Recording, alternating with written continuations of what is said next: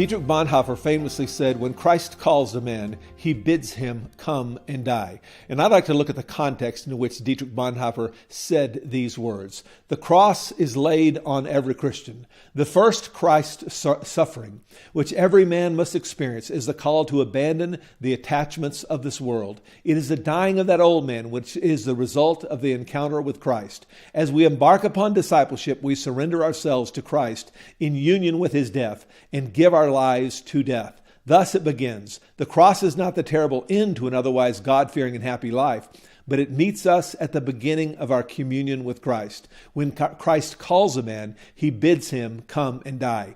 It may be death like that of the first disciples who had to leave home and their work to follow Christ. And what he's saying here is that death may not be a literal death. In Bonhoeffer's case, it was a literal death.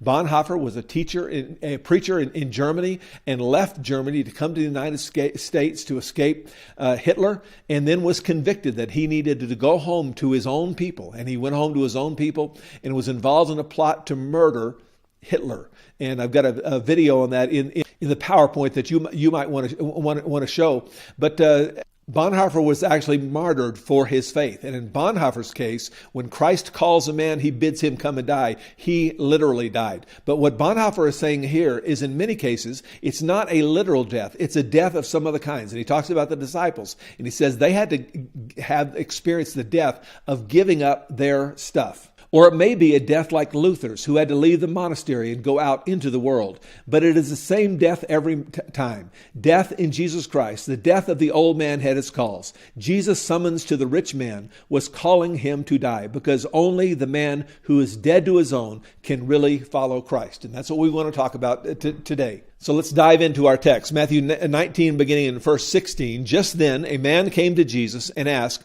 "Teacher, what good thing must I do to get eternal life? Why do you ask me about what is good?"